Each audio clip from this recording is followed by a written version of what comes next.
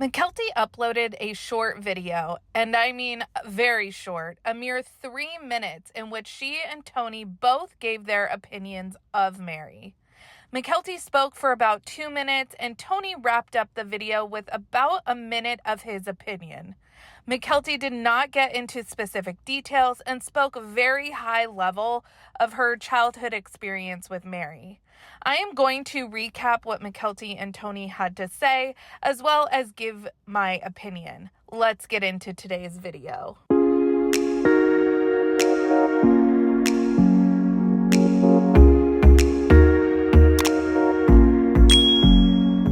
Hey everyone, what's up? It's Sarah and welcome back to my channel.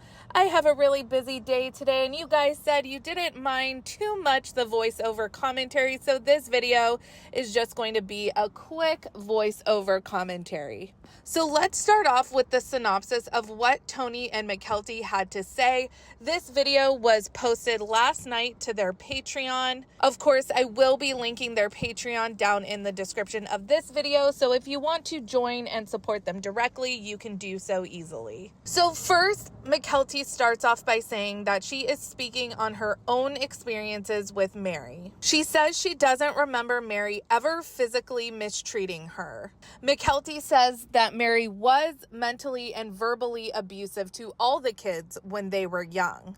Mykelti speculates she thinks Meri stopped when the kids were old enough to fight back. Mykelti says that she thinks she received the brunt of it, and her siblings have told her many times that she did receive the worst of it. Mykelti notes they both sell LuLaRoe now, and occasionally their paths cross in a professional setting, and they act cordial to each other. Mykelti says that Meri is not and will never be a part of her or Tony or their kids' lives because of the trauma that Mykelti experienced growing up. Mykelti doesn't think Meri is a terrible person, but she doesn't necessarily think she's a nice person either. Mykelti hopes Meri can find love and happiness in the future, and she says she wishes her the best. Mykelti wraps up by saying she thinks it's good that Meri and her dad decided to completely end their relationship because it means both parties can move forward. Tony wraps up the video by letting us know that he has never interacted with Meri very much. Tony says that he has based his opinion on Meri from what Mykelti has shared with him, and he tends to not like people that hurt his wife. Tony finishes the video by saying that he also wishes Meri the best and hopes she finds happiness now that she's, quote, single, I guess. All right, now let's get into my humble opinion. And again, these are just my opinions. I am not an expert in childhood trauma or polygamy or anything of that nature. These are just my opinions as a regular old reality TV watcher with my own lived experiences as a 35-year-old. First off, I was struck by the pretty dramatic difference in how Mykelti described her childhood with Meri versus some of the word choices she used when describing her childhood.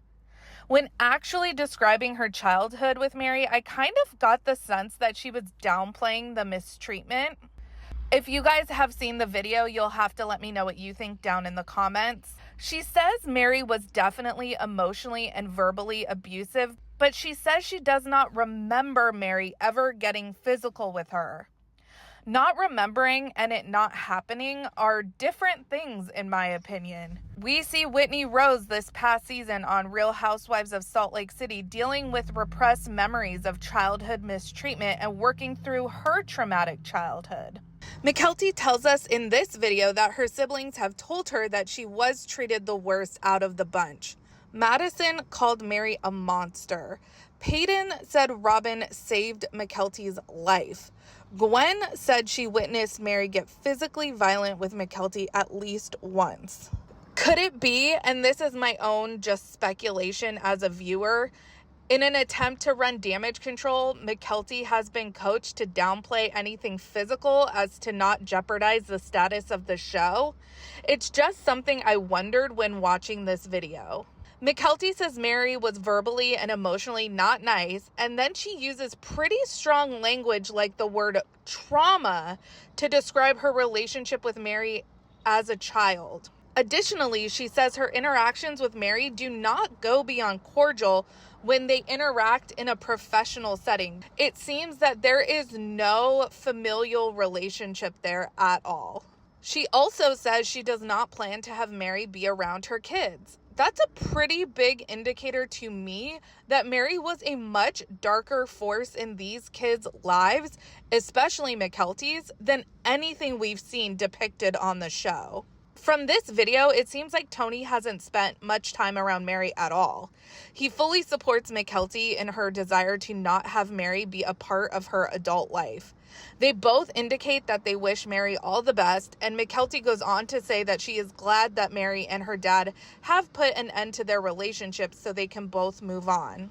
She says that she hopes Meri finds love one day, so I guess that is big of her to wish Meri well. Meri, like the children of the Brown family themselves, is a product of her upbringing. She grew up heavily indoctrinated in this faith, and it seems like she took out a lot of her unhappiness with her marriage on the other wives and kids. We know it's not uncommon for one kid to be the target of a parent's wrath, and my heart really just breaks thinking of the misery that Mykelti and the rest of the kids dealt with as young children. But like I have said before in my videos, reasons are not justifications. Meri becoming who she is may make sense based on her upbringing, but at the end of the day, she is still responsible for her actions and the way she treats people. I've said that about Padron as well. Padron likely experienced physical mistreatment in addition to emotional and verbal abuse, but that does not excuse him from becoming physical with any of his siblings. I hope any member of the Brown family that has made another person the recipient of their anger learns from their actions and does better going forward. I certainly don't think any member of the Brown family is just a hopeless cause or anything. Meri's victims can certainly extend forgiveness to her and wish her well, but I think I would probably do exactly what Mykelti is choosing to do as an adult. I would keep my distance as well. You guys will have to let me know your thoughts down in the comments. Make sure you like this video, subscribe to my channel, follow me on Instagram and Twitter at realiteasquad, and I'll catch you guys in the next video. Take care. Have a good one. Much love.